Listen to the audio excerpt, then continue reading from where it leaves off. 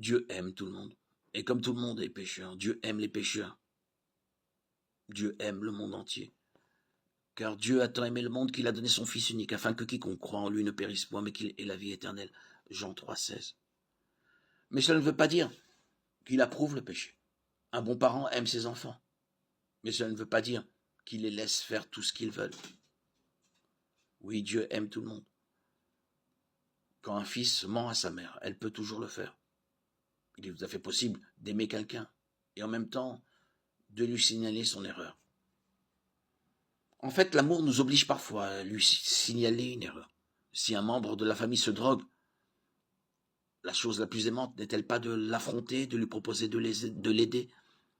Si un ami marié flirte avec quelqu'un qui n'est pas son conjoint, qu'est-ce qui est le plus aimant? Fermer les yeux et espérer le meilleur ou avertir l'ami des conséquences imminentes que le péché détruit? Jacques 1,15.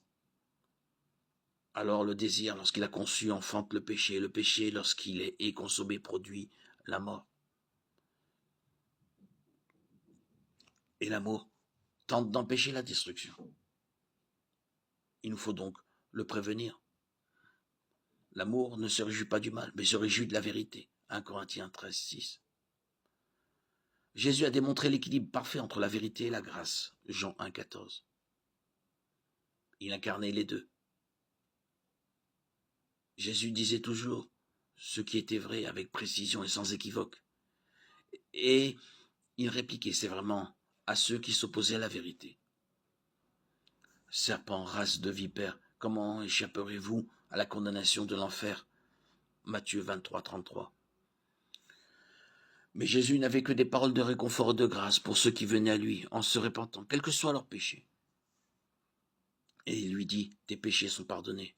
Luc 7, 48. Nous ne pouvons pas ignorer la vérité et l'appeler grâce, pas plus que nous ne pouvons ignorer la grâce et l'appeler vérité. La vérité est que Dieu jugera le péché, la grâce est que Dieu nous sauve du péché. Il est tout aussi important de communiquer la vérité dans l'amour et de s'efforcer d'atteindre un équilibre entre vérité et grâce à l'image de Christ. Éphésiens 4,15.